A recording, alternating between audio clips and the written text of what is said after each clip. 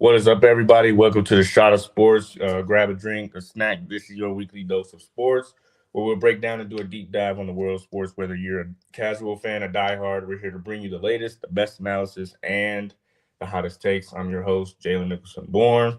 So, like, share, and comment. Even smash the like button for us, and then tap the notification bell on the right to see, so you can be notified whenever we drop, so you won't miss one. Today we got on the show. We got Sam Strass and Chris Pittner. How y'all doing? How was y'all week? Y'all ain't been on this week. Just, last semester things. It's busy. I'm on two intramural basketball teams as well, where we're just Tuesdays and Thursdays. We got 4 3-on-3 games back to back to back to back. And it's exhausting, but we're doing good otherwise. Happy to be on. Yeah, I'm glad to be back on again this week. I missed earlier in the week when I'm normally on because of a little sinus infection going on, turned into an ear infection, just kind of had to thug it out. But we're making do with what we got, and yeah, finals are coming up slowly but surely. I've got a lot of stuff to grade, a lot of stuff to do on my own for my own courses I'm taking. Just busy. It's a busy point in the year right now. Easter weekend, I'm home right now with the family. I got the setup again down here, so back home with the family. Gonna just try and enjoy this weekend while we got it.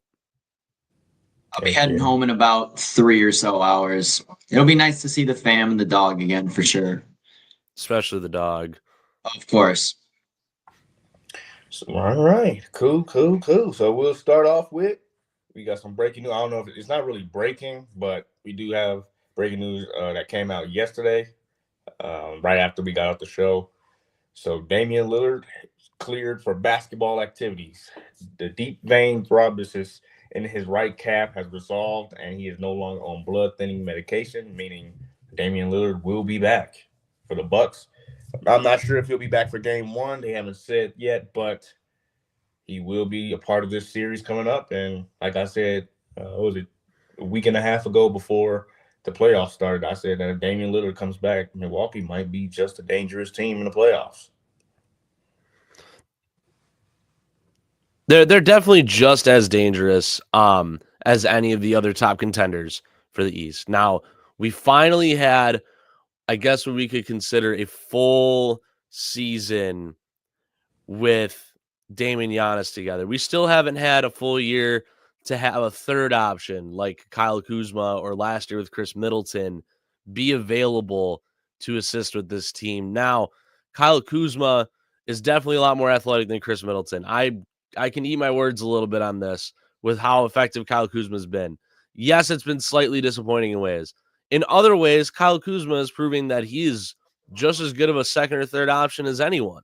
And Brook Lopez, he's been stout this year, doing a little bit better rebounding-wise, just based off the eye test alone.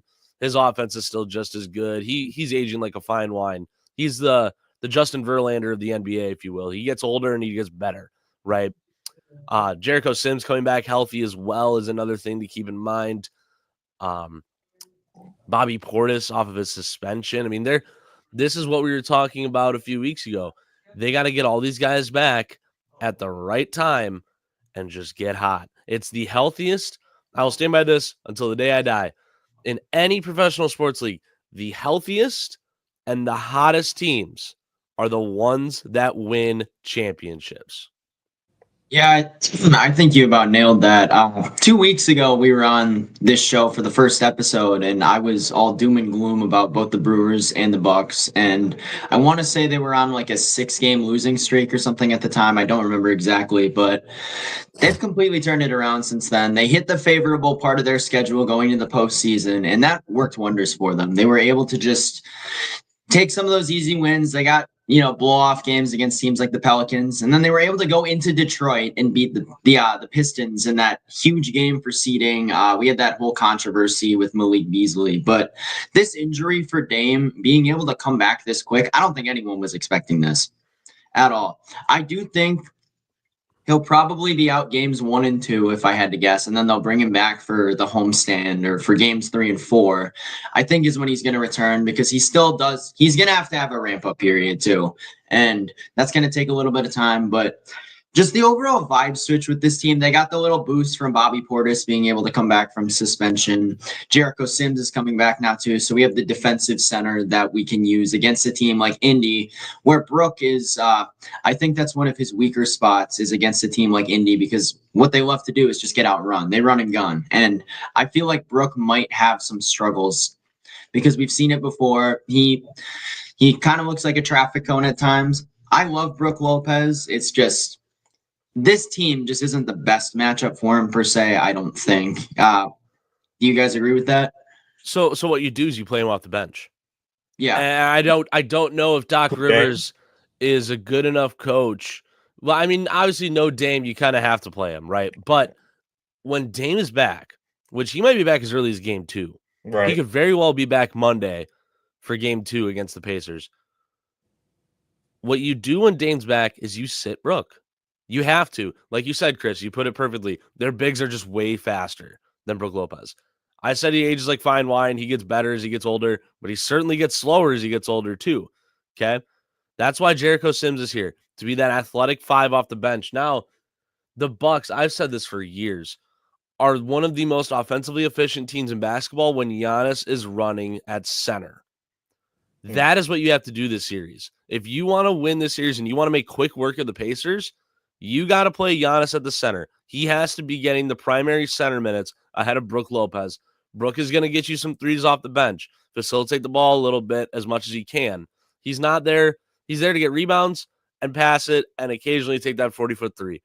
Jericho Sims, he's the Dennis Rodman of this group. All he does is play defense, get in your face, and get loud, right?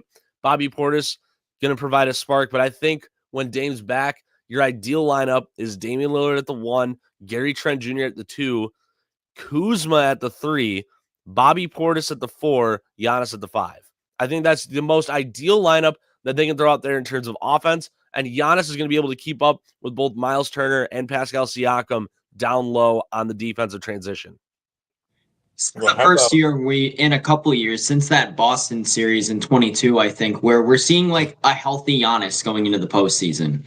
In 23, he was kind of on and off the floor in that Miami series. And then last year, he didn't play at all because he hurt his calf right before the postseason. But we're finally going to see the Bucks with their best player and their most effective player in the postseason again. And they've been a little underwhelming as of the last few years, and it's raised a lot of questions. But I think this team has what it takes to beat Indy. I think, Sam, you nailed that lineup on the head. I think the biggest thing that they have to do is get out to fast starts, because a team like Indy, their crowd is ruckus in the playoffs.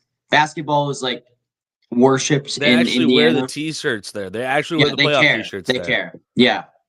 And if you can take their crowd out of it immediately and just be up 10 to 15 the whole game, which obviously easier said than done, of course, especially against a run and gun team like that.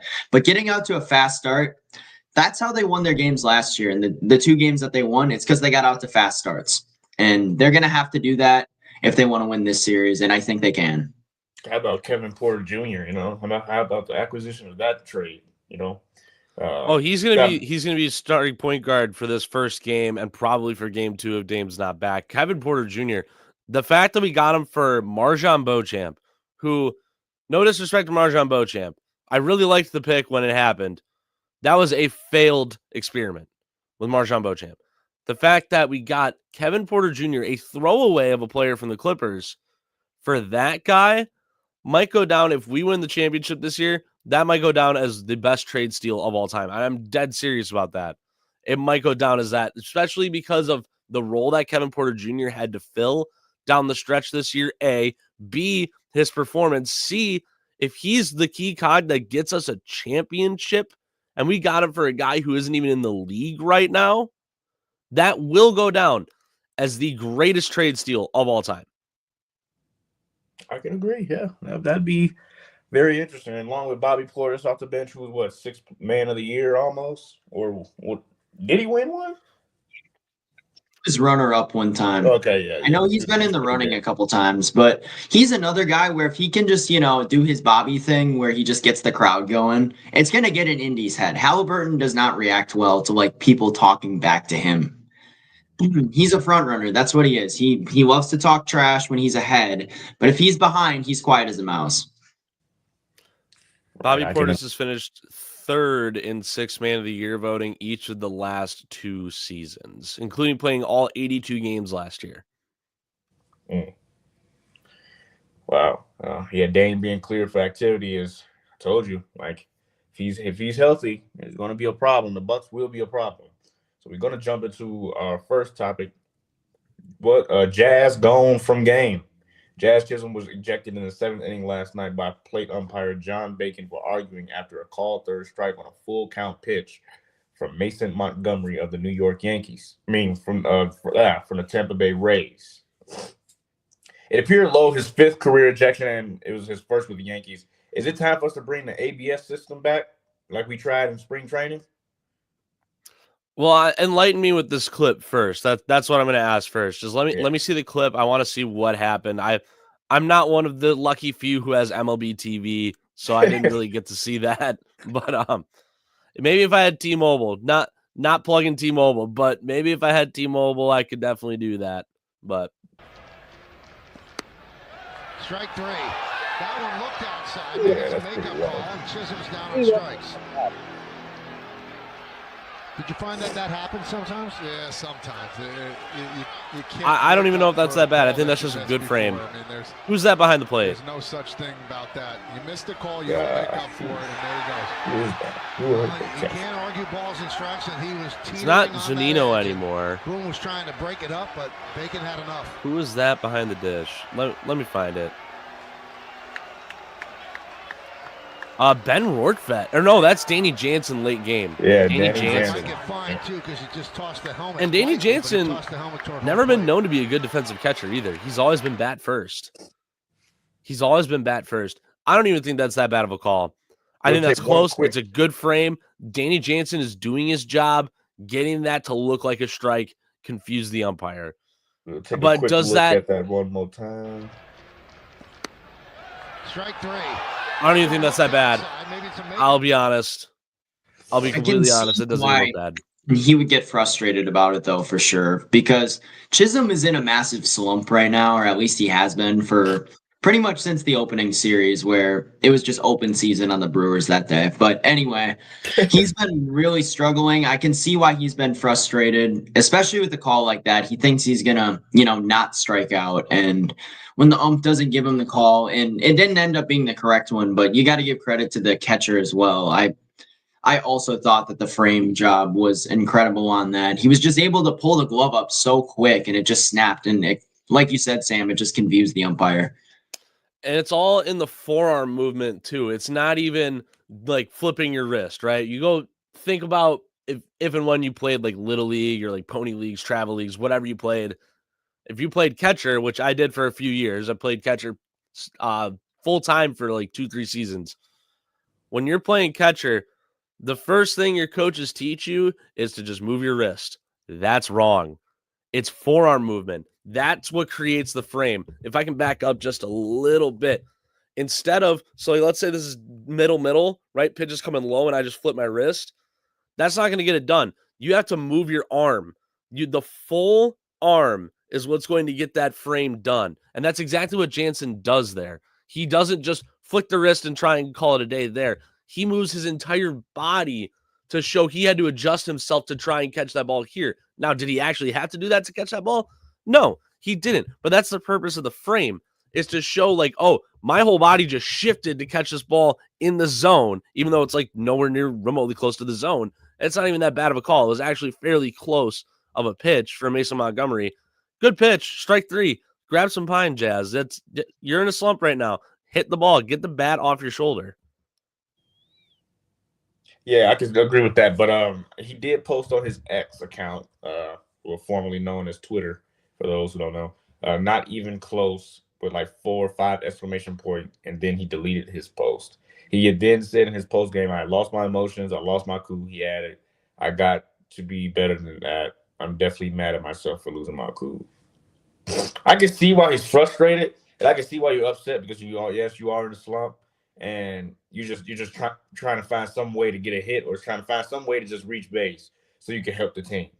And emotions got the better of him. But with the ABS system that they did in spring training, I believe that's going to help out a lot because guys in slumps would eventually turn it around faster, especially if they felt like and they know that was a ball and they'll challenge it. And I mean, what we've seen in spring training, it did work. It really worked. I mean, the pitchers got called strike threes, and the batters got balls. So it's like, I mean, I can say that it did do well in spring training. It definitely did well. It performed well, and it helped both sides. It was a two-way street worth of benefits. Yeah. I still don't want it in the game. I'm a little bit more of a baseball purist, okay? Mm-hmm. I never agreed with the pitch clock. I still don't agree with the pitch clock. Has it done its job and what it's intended to do? Yes. It has shortened games, and it has gotten fans more involved, and it's gotten people to the ballpark. Maybe in some places like Pittsburgh and even Milwaukee to start this season, you're seeing attendance numbers are a little low, but overall across the league, attendance is high.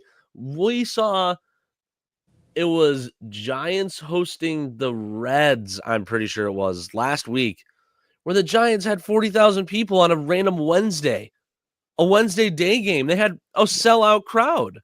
You're getting butts and seats, and that's exactly what the pitch clock was intended to do. Yep. The ABS system is also going to do that same thing. It's going to accomplish the same things. But I think it takes out the human element of the game.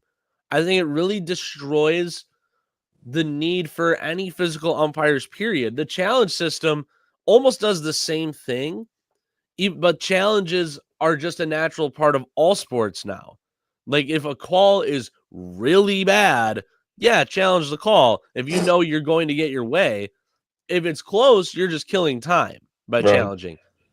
The ABS system is a lot quicker of a challenge system to where all you got to do as a pitcher is just point up to the press box or as a batter, tap your helmet a couple times, and they'll be able to show you if it was a ball or a strike within seconds. Normal challenges take minutes, sometimes 10 plus minutes, right? So it's going to be a quicker challenge system.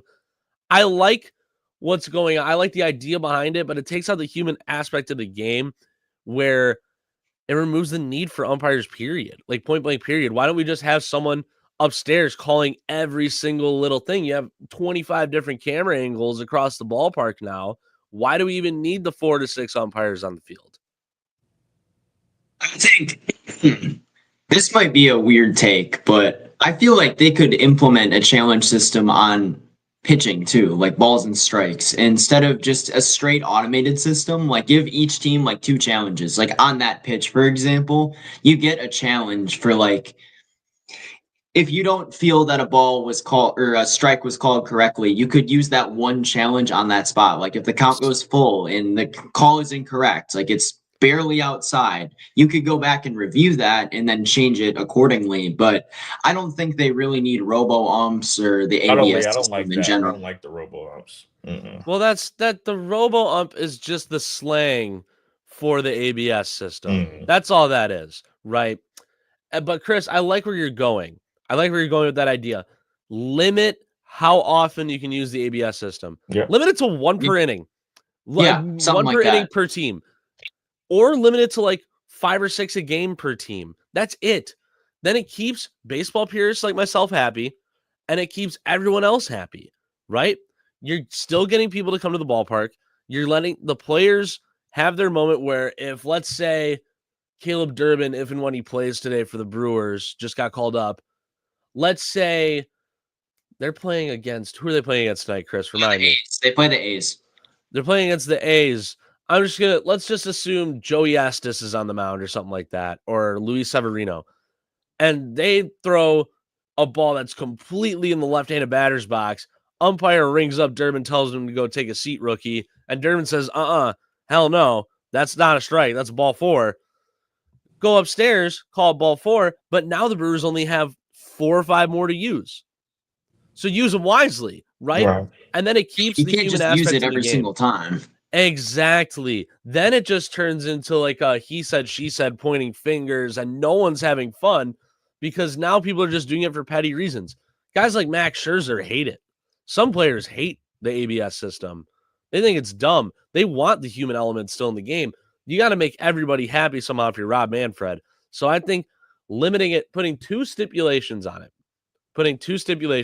Chris, your idea of how many you can use, like one per inning, let's put that. Each team gets one ABS challenge per inning, and 2, each team gets 5 to 6 ABS challenges a game, including extra innings. If you use all of them and you go to the 10th, 11th, 12th inning, you got none. Sorry. You have none left. You should have held on to them a little bit more wisely. Those are the stipulations we got to put on, because they do the same thing with challenges in the MLB, challenges in the NFL, challenges in the NBA. Jalen, enlighten me, does the NHL do any challenges of any sort? Yeah, we have one coach's challenge. If you win it, obviously you get it back, but you get one coach's challenge. Yep. You have Because one the NBA challenge. is the same rule. Yep. Use it wisely. No challenges inside 2 minutes. Like, don't put some stipulations on this system and then put it in the game. Make everybody happy here. Yeah, I think you about nailed it on the head there. I like how in the NBA specifically, where they usually have to hold on to it towards the end of the game because it's a use it or lose it type deal. And obviously, you're not going to win every challenge either. It has to be clear and definitive, and that's a rule that they definitely have to put in there too. And that's what I like about systems like in the NFL and the NBA. Does it take a little longer to review those calls sometimes? Sure, but I think if there's something that you feel is egregious, especially towards the end of a game where it could potentially determine something serious, I think it has to be there. Yeah, I could agree. Well, we covered that really well. I would say I believe the ABS system is pretty cool, but like Chris was saying, I believe that it can, benefit from, having a certain amount to use a game. Just like in the NHL, we only have one timeout. So we can only take one timeout. That's it. So that keeps the pace of playing going and things like that. So I agree with you all on that one, and we'll definitely get back into that and talk about that a lot more this summer as well as the season goes forward, and we probably see more, kind of controversy and ejections. Well, should the ABS system has been in this place? Should he have had the opportunity to challenge? Like things like that. So we're going to jump into the NHL real quick. Just a quick thought, just a quick one. The NHL playoffs is fully set. Here's the bracket. Let's see. Yeah. You got the Winnipeg Jets playing the St. Louis Blues, and you got the Dallas Stars playing the Avalanche, the Vegas Golden Knights playing the Wild, the Kings versus the Oilers. On the eastern side, you have the Hurricanes playing the Devils. You have the Capitals playing the Canadiens, the Lightning playing the Panthers, and the Maple Leafs playing the Senators. So who's coming out of the East and who's coming out of the West? Just a quick thought. Well, I honestly like in the conference finals, I like Florida to try and repeat again. I mean, just looking at how the four nations went, with Matthew Tkachuk and Brady Tkachuk being, the spark plugs for that team, Matthew Tkachuk being on the Panthers, expected to play game 1. I really like Florida's chances this year again. They're a little bit lower seed, yeah, but I like their chances to try and repeat. That's the team that I'm going to be watching big time. And how about a storyline here? Ovechkin breaking the scoring record, breaking Wayne Gretzky's scoring record in the playoffs as a 1 seed in their little region of the bracket, going up against Montreal, and then you play the winner of Carolina, New Jersey. How about a storyline there? Let's get Florida versus Washington in the Eastern Conference Finals. And then in the West, Winnipeg has been far and away one of, if not the best team in hockey this year. Give me Winnipeg. And how about Vegas? I like Vegas again. Jack Eichel, one of my favorite players on the ice at all times. Give me Vegas and Winnipeg in the Western Conference Finals. And let's go Winnipeg and Washington for the Stanley Cup. Winnipeg, wow, Washington. That's actually, I think that's I actually said that on the air on the radio show. I'll play all that clip in a minute because that'll be my picks. But yeah, I actually had Winnipeg and the Capitals, so that's actually pretty interesting. What about you, Chris? The biggest question for me going into this is how can Toronto screw it up again? Because it feels like they do that pretty much every year. Austin Matthews is just, yeah, it's rough. It really is. But looking at the bracket though, there's a lot of good teams obviously on both sides. That, man, I'm gonna butcher this, but Oh man, why can't I say it today? Kachuk? Yeah. When you said, I don't know. I got a tongue twister today. I'm sorry, but you can never count on McDavid in the West either. The Avalanche are always a good pick as well. I think if I had to decide, I saw the Jets play in Seattle this year, and I can't speak for their entire season, but they were prone to giving up 2 goals in the last 8 minutes of the game. So it feels like they might have took their foot off the gas a little bit. I think the Knights are a good pick for sure. The Oilers, screw it. I'm just going to go rematch of last year. Oilers, Panthers. I feel like McDavid is just going to go crazy. Draisaitl, obviously. Just the whole squad will be able to pull it together. And then Florida's going to get their crap together.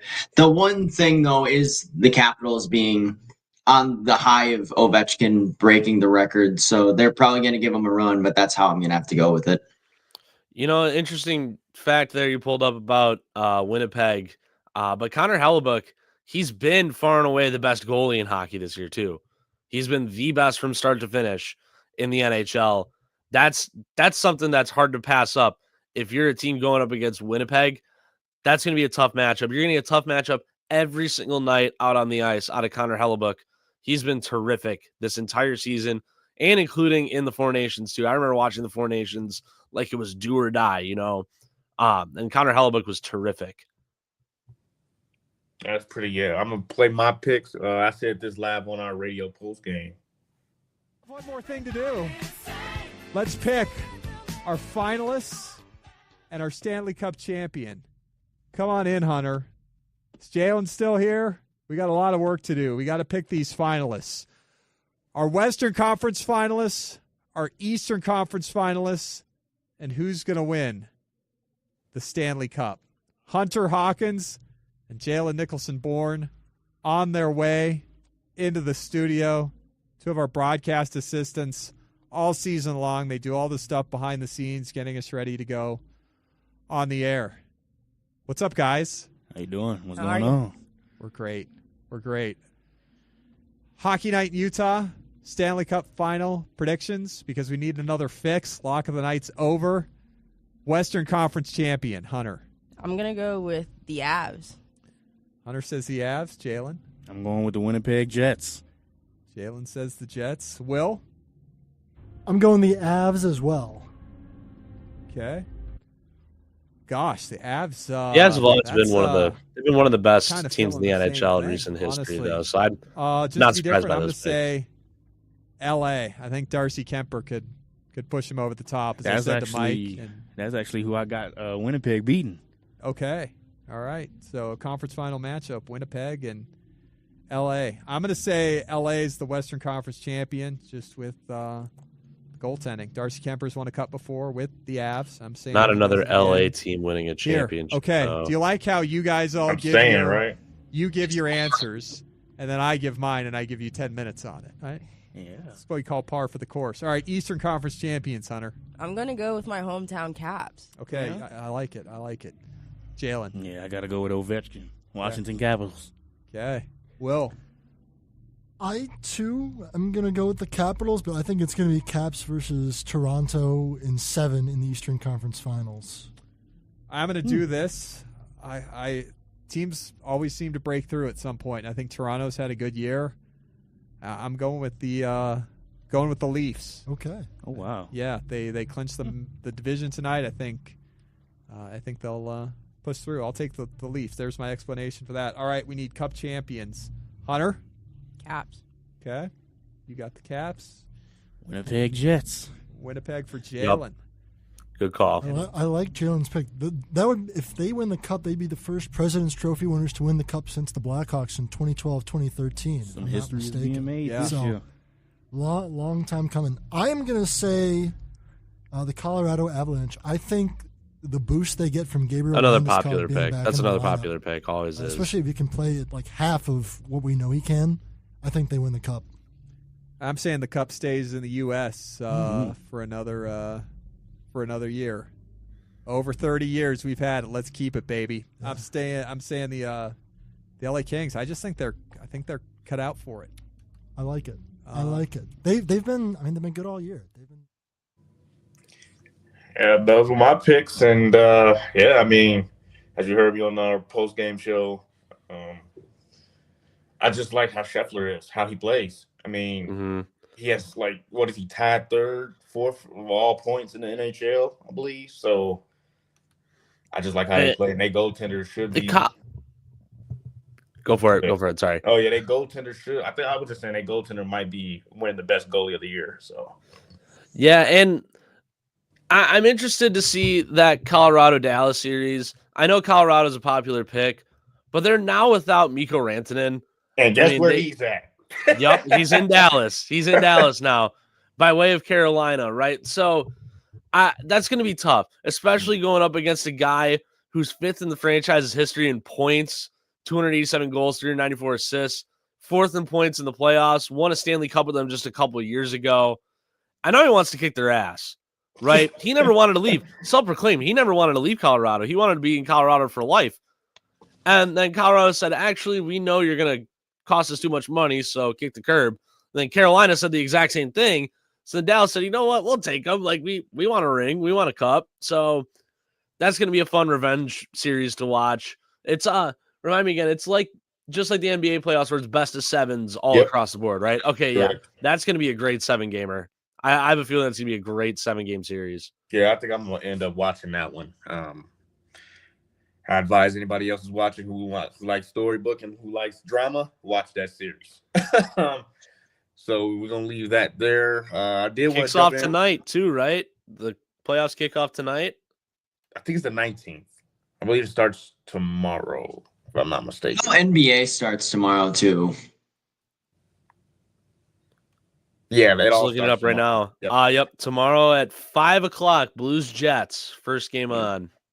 6 p.m. Eastern time for everybody. So I will say we'll leave that there, and then I wanted to jump into this topic before we jump into the NBA. What if we had an NFL play-in tournament? Okay.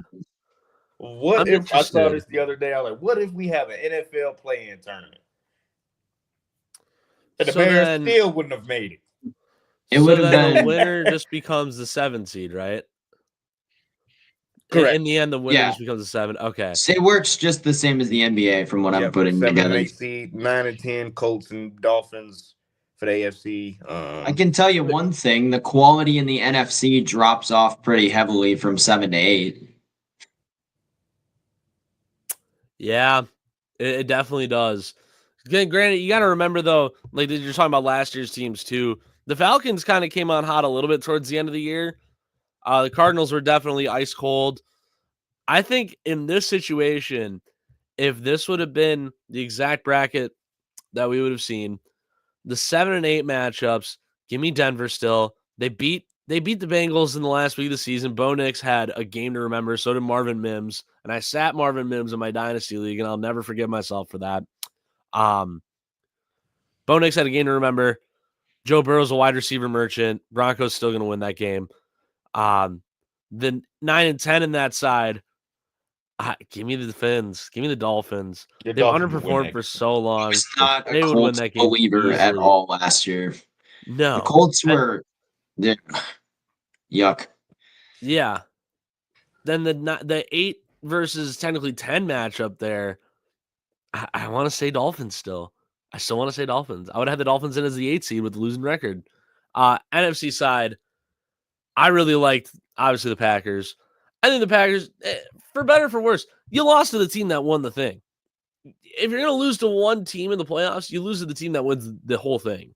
They played the best defense on Philly out of anybody in the entire postseason. Yes. Now, was part of that because correct. Was part of that because Hurts had his concussion and was coming back and was a little rusty? Yes, but they also did well against Saquon, other than there was like one breakaway at the end where he could have scored, but like the game was already in hand at that point. They limited Saquon fairly well outside of that one long, it was like what, a 70 or 80 yard run? I don't think so. I don't think he had one of those. I think his long was like 20 to 30. I'm just pulling up. I don't remember him having it because he just barely got over 100 yards in the fourth quarter, and they were feeding him all game.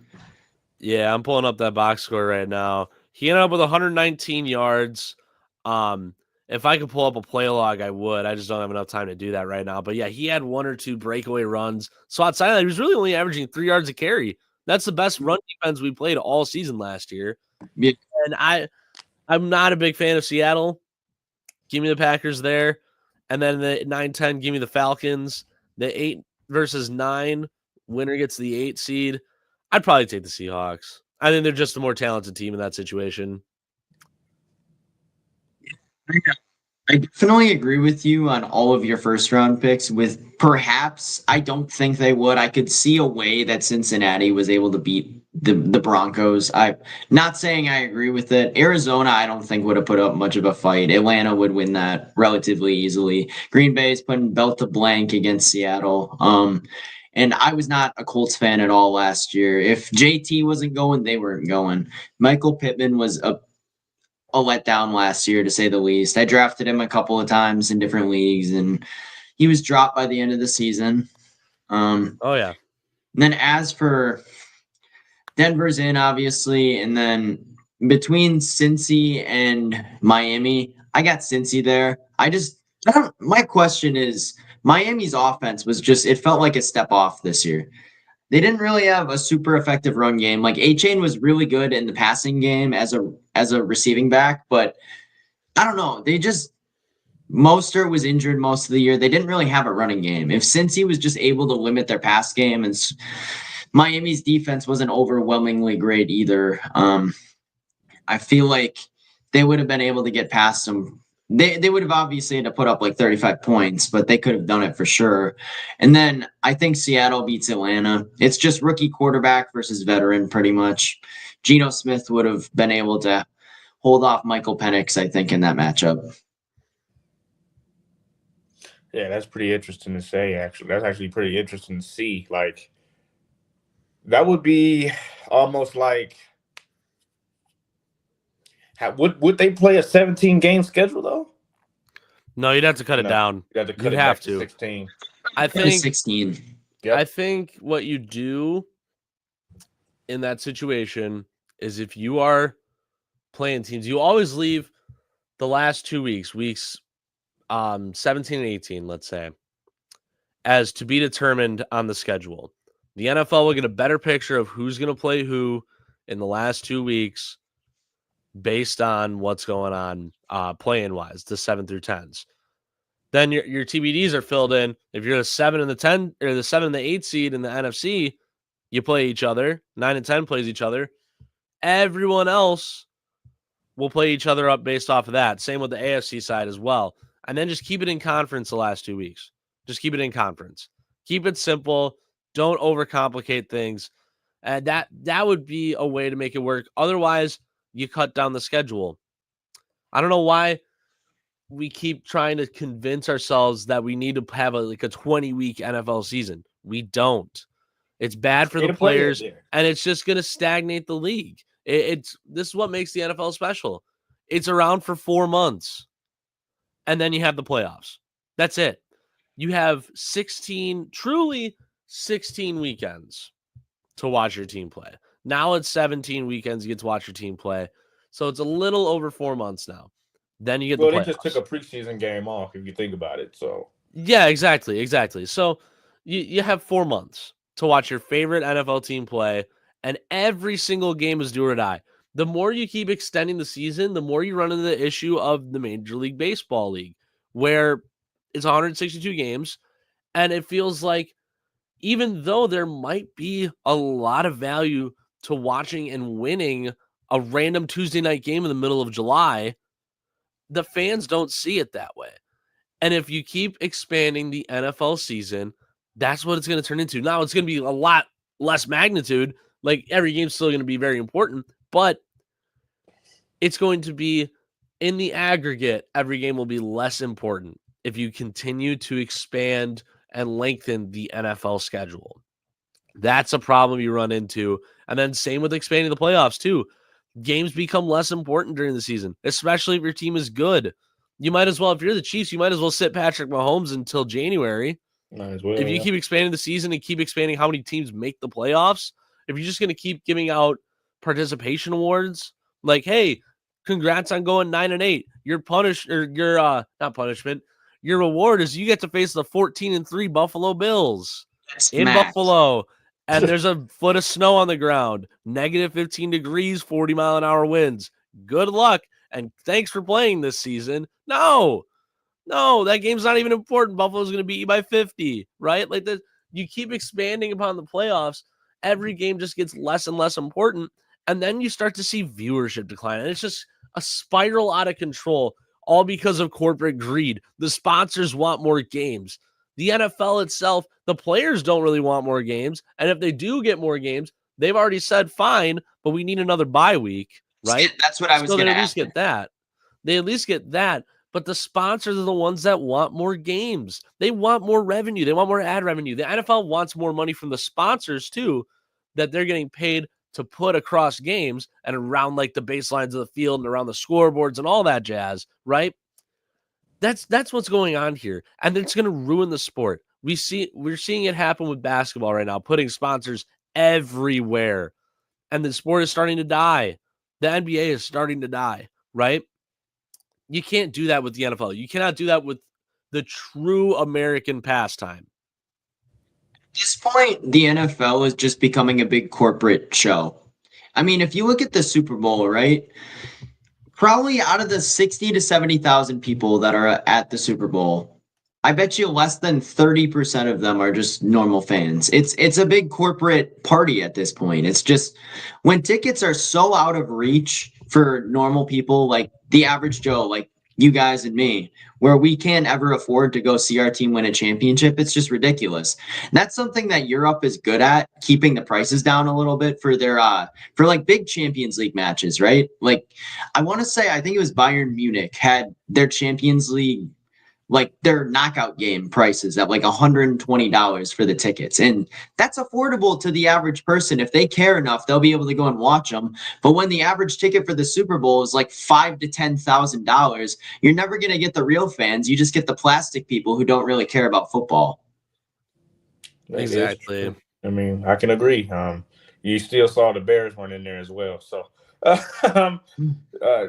even with Caleb Williams. So we're going to leave that there, and then we'll get back into it. We can always talk about that any day of the week, actually, because I actually like that play-in tournament situation to actually talk about. So we're going to jump right into the last topic of the day, the NBA play-in and playoffs. Tonight, we got the Battle of the AC, which will be which actually are 2 10 seeds. The Hawks will host the Heat tonight at 7 p.m. Eastern time, and Grizzlies will host the Mavericks right after at 9:30 p.m. Eastern time, estimated. They're both going to be on TNT, True TV /Max. Fellas, what stood out to you in the play-in? Because y'all weren't on this week. Chris, I was going to say I'll let you take this one. I was shocked at the performance of both Sacramento and Chicago. My dad, I think, put it best. He said he expected playoff basketball on Wednesday night from the Bulls, and he said they looked like they came off a 6-game road trip, and I think that's about right. They were hot the second half of the year, especially Josh Giddey and Kobe White were just balling for them. Kobe White had a really, really poor shooting day, 5 for 20 in that game, which was just rough. And they couldn't stop Tyler Hero in that game either. That was the biggest thing. He had 38 points. Then moving over to the West, I said this briefly yesterday. I didn't realize how healthy the Mavs were in comparison to like what I thought they were. They had most of their squad playing yesterday. Lively was back. Daniel Gafford was back. PJ Washington was back. It was essentially the team just without Kyrie. And they took care of the Bulls of the West Coast pretty easily. And, Drew and Nazir had this conversation a little bit yesterday too, with just about DeMar not being good enough to lead a team. And I think that's one of the biggest takeaways we had from that game was just, he's getting up there in age. He hasn't done jack squat since he's left Toronto. With Chicago, he struggled to really do anything of note. With San Antonio, sorry, I can't speak today. He did the same thing. Just they were never able to make any deep runs. And I think his legacy might be tainted a little bit just from that. Well, how about the point of that? When I was talking about it yesterday, I was talking about how the Bulls played the Heat 3 straight years in a row and lost by 10 plus each. All 3 of them. It's a really good point. It's just, I At know we some talked point- about this yesterday too. Spo is just an incredible playoff coach. It was on me, honestly, for writing them off. And I forgot how good Miami's defense can be too. With Bam Adebayo out there, it's just the roster felt really stripped down this year compared to what it had been. Jimmy Butler was traded. Some of the other role players either aged out or left the team for different reasons. Guys like Gabe Vincent, Max Strus. I underestimated them. I'll admit I was wrong about Miami. I think they're going to take down Atlanta too. I'm not high on the Hawks. I was when they were healthy. They're not anymore. That's all I'm going to say about that. Yeah, the Heat tend to do this every year, especially in recent history, where they'll be underseeded, seemingly. Like they'll have a weak regular season or like a fat cold stretch in the regular season that gets them underseeded in a way. And then they'll go into the playoffs and just turn up the Jets. Now, the difference between the Heat of the last few years, including the bubble Heat, the team that took on the Lakers in the finals, the Heat team that lost to the Bucks in the first round, the Heat team that went to the finals against the Nuggets. The difference between those teams and this year's Heat is there's no Jimmy Butler. There is no Jimmy Butler. They're missing that true bona fide star. Now, say what you want about Tyler Hero. Say what you want about Bam Adebayo. Say what you want about other guys on the team in that regard. There is no true star talent on this Heat team. It's a conglomerate of a whole bunch of above average guys with the power of friendship. Like that's what we're seeing right now with the Miami Heat, and they're terrifically coached by Erik Spoelstra. I firmly believe that having an excellent coach in any sport will get you far. He will be able to get the best out of his players, or on the women's side, or if you have a women's coach, she will get the best out of her players, right? So having a terrific coach is going to help a team get pretty far. Now, they run up against a team like the Cleveland Cavaliers in the first round. Sorry, you're losing in 5, right? I'll maybe give you one at home. Like if it's 3-0 and Cleveland decides to, sit Darius Garland for a little bit longer tonight, get him some extra rest. Same with Evan Mobley, same with Jared Allen, right? They decide to sit those guys and play the Isaac Okoros of the world, right? Then I'll give you a win. And it'll be a slim win, but I'll give you a win. But you're not winning. You're not making it past 5 games in that series, right? And if you somehow do, the Heat are going to the finals again. I mean, it's like clockwork, right? They beat the 1 seed, they're in the finals, right? So I believe the Heat will win tonight. I believe they'll take down Atlanta and pretty fair and square to get that 8 seed. In terms of the other side, I was shocked that Dallas was up that big on the Kings. Yeah, I thought Dallas was dead. I'm with you on that. Look at that. I thought they were. When we dead put to out rights. the poll the other day, I didn't think there was going to be any question with who was going to make it to the next round, really. And we talked about this on Hawk Talk on Tuesday too. Nobody on my show objected to the Bulls winning or the Mavs winning. The Kings, excuse me. Nobody objected to that at all. Everyone was right on board with it. It was like it was honestly a really boring segment. There was no debate because we were all in agreement. Both teams were at home, granted. Both teams gave up 70-plus points in the first half at home. Now, this doesn't surprise me about the Bulls because they always wishy-washy every season. All right. At some point in time, just look at the 2 teams Jerry Reinsdorf runs, right? Both of his teams are underperforming, mediocre, or they're bad, right? Historically bad for one of them. It seems like they never can find the right people to hire. They're always injured. Both teams. Look at the White Sox and the Bulls. How many injuries they had this season? Quite a few. How many injuries the White Sox have? Oh, yeah, we just seen that they can't stay healthy for 2 seasons. But in Chicago sports, it always seems like they never know when to start over.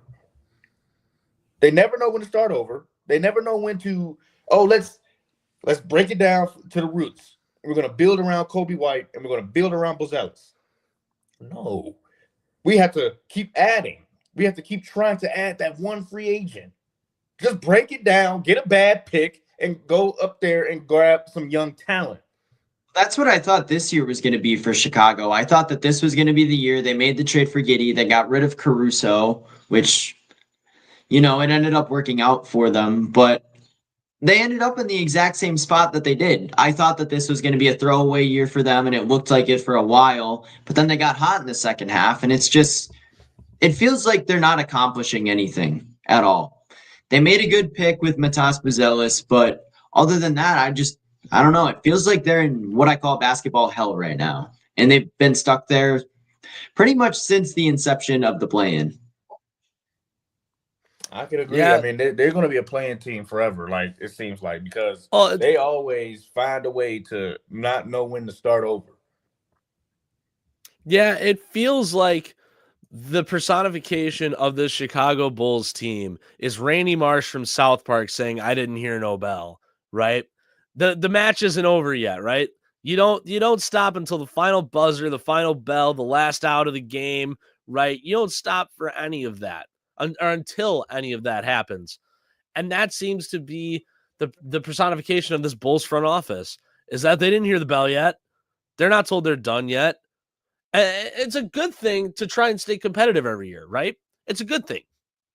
And you might not make it so far, but it's a good thing to try and stay competitive. I'd rather watch my team be competitive. Like take the Brewers, for example. We're living in the golden era of Brewers baseball. Forget 1982. This is the golden era of Milwaukee Brewers baseball because they have made the playoffs. They've had a winning record. Take away 2020. I don't care about 2020's record. They made the playoffs that year. They've had a winning record every year since 2017 and have made the playoffs, if my math is correct. They've made the playoffs in 6 of the last 8 seasons, right? I'd rather watch my team be competitive every single year and make the playoffs and have a chance than watch my team go through a 10-year rebuild and suck. Like, think the process 76ers. Think those teams. They were horrible until about 2018. They were horrible for like 6-7 plus years. I would much rather watch my team make the playoffs every single year for the 6-7 years in a row and not win anything than watch my team be god awful and just sit in limbo and kind of like rock myself back and forth and have the delusion of, we're going to win a championship in 2033. Don't worry, guys. We'll win the championship that year. I'd rather see my team compete. And that's what the Bulls are doing, is they're just trying to compete every single year. And yes, maybe a couple of years, like the NBA, you can definitely speedrun a rebuild now. But I still think what the Bulls are doing is good for the fan base. It's being competitive every single year. That's the difference between. I was going to say, I want to be there's a difference between the Brewers competitive and the Bulls competitive. The Brewers have won 90 plus games multiple times in the last few years. The Bulls won 39 games this year. I don't know in the East, where mediocrity is rewarded as, God, what's the channel name? I'm forgetting off the top of my head. Competitiveness, man. I want to be competitive for years to come. I want to be like the freaking Warriors. I want to be like the Lakers. I want to be like the Nuggets, where we're good and in the playoffs with a good doggone seed every season instead of battling for our lives from the 10th spot. I mean, it feels like they're treading water. I would not say that the Bulls are competitive by any stretch of the word. It's just they're there. It's like what the Pistons were in the mid-2010s, where, some years they'd make it, they'd be the 8th seed, they get swept. That's kind of what where the Bulls are at right now. Where they differ from the Brewers is the Brewers just haven't been able to win in the postseason, but they've gotten division titles. The Bulls are not doing that. They're arguably the worst team. They were the worst team in the division this year. Hell, the Bucks are freaking more competitive than the Bulls are in this era. They are. They haven't. The Bucks have also had a top. But they also won a player championship in this era that I've been breathing. They did. They also did win a championship. The difference though is that the Bucks also struck gold with drafting Giannis Antetokounmpo in 2013. That's the key difference here. The Bulls, early in Giannis's career, the Bulls were the better team, far and away, including a playoff series. Including a playoff series win. Since the introduction of Zach LaVine for Jimmy Butler and the Absolutely introduction ridiculous. of Nikola Vucevic for Joakim Noah, ever since then, it's just, like you said, it's been treading water, but they're still being competitive. Now, the reason why I still say that they're competitive is because the league has enabled them to be by expanding the playoffs. And this is full circle now, coming back to that conversation on should we expand the NFL playoffs or expand the NFL season? No, and this is why. And this is why, right? They're still being competitive, but they're competing to just make it in. But they're still getting in. Oh, we made the playoffs. They're still getting in, though. Like, you can't tell them they're not getting in. They're still there. They're playing the truly textbook definition postseason basketball. They are playing that nearly every single year. So the ownership can justify just holding on to those guys and going after some mid-tier free agents and just trying to stay there, right? Just trying to stay above and afloat to where they can be competitive enough to make the playoffs or the play-in tournament every single year. That's still being competitive. We can still argue they're being competitive, and I still will argue that they're being competitive, and that's right for them to do, to try and go out there and make it every single year, but they're making it in the wrong way. You guys are pointing that out too. They're making it in the wrong way. The NBA is 2/3 of the teams qualify for the postseason. It's not like the NFL even now, where less than half do, or the MLB, where only 12 out of the 30 do. I mean, is it really even being competitive if you're only in the top 2/3 of the league and you're very close to being outside of that? That's just my whole argument with it. I just, like, you mentioned being competitive, and is it really being competitive if you're making, the 9 seed every time and then losing in the first play-in game? Or even if you make it, you're just going to get crushed by whoever the 1 or 2 seed is if you're the 7 or the 8. At this point, I have the last thought. If they want to actually be really competitive, they'll look at what the Jazz is doing. Break it down to the roots. And now, look, they got a chance of going to get possibly one of the most franchise players in the draft. If everyone around my organization is saying if they get Cooper Flagg, there's a chance we could be competing for a championship within 2 years. And if he pans out to being what he's supposed to be, there is a chance that we could be competing for championships or real playoff, going long in the playoffs in about 2 to 3 years. You're talking about the Jazz, right? Yeah. Yeah, that for sure. Because I was going to say the Bulls, I mean, with making the play-in, yeah, they're still in the lottery, but they have like one of the lowest odds of getting the number 1 spot. Yeah, they're going to be like probably 12th or 13th or something along those lines. And yeah, usually those spots just go chalk. It's, 14 is 14th or whatever. 13, you might jump a spot or two if you get lucky, but it's like they haven't had a good draft pick in a while. It just, I don't know. They need to do something. Like this offseason, they either need to go all in or sell everything, because what they're doing right now is not working. No, definitely not. We got the point guard of the future. We got an all-star. I'm not sure if Lauri Markkanen is going to stay or not, but I'm not sure. And you got a center. So you have the paint covered, and you have a point guard of the future, and you have some bench scoring. That's textbook way of building it. But we're going to get into our final thoughts here, fellas. What's your final thoughts? I guess my final thought is don't sleep on the Warriors. I think the Warriors are going to be really competitive in the postseason. They're going to give Houston a good run in that series. Steph hasn't lost to the Rockets in the playoffs in his career. And Jimmy, I saw this stat the other day, or someone told me it. He's made more free throws than field goal attempts in Golden State. He knows how to get to the free throw line, and that's how you get those easy points. So watch out for them in the West. I wouldn't be shocked if Lakers-Warriors happens again somehow, some way. Jalen, if you wouldn't mind throwing that Twitter poll back up there again. We did put out another one, another poll for you guys to take a look at. A couple of us have reposted it now. Go ahead and vote on that. It's the last play-in tournament games tonight, 7 o'clock Eastern for Heat Hawks, 9:30 Eastern for Mavs Grizzlies.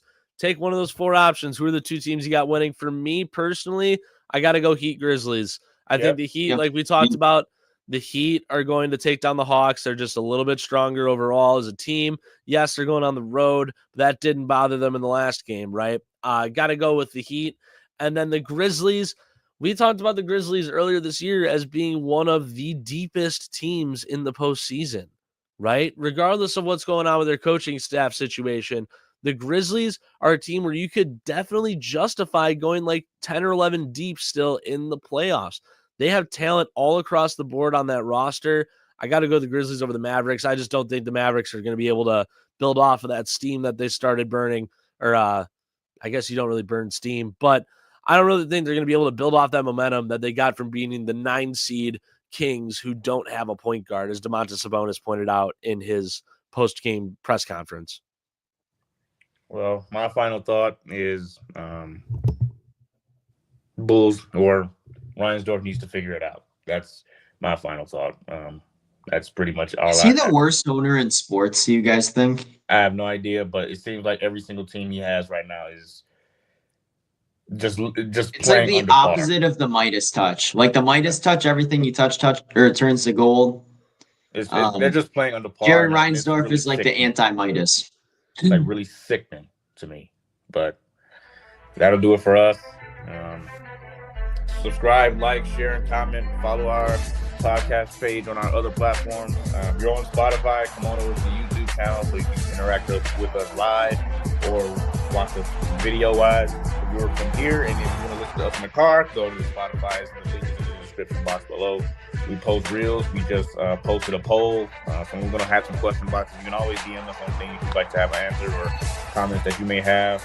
We dab into other sports. Into other topics, rather, like music, film, and travel or life. And tomorrow is going to be a surprise for y'all. I got a surprise coming to drop tomorrow. So with that, this has been Shot of Sports, and we'll see y'all. God bless everyone. He is risen. Keep that in mind this weekend. He is risen indeed.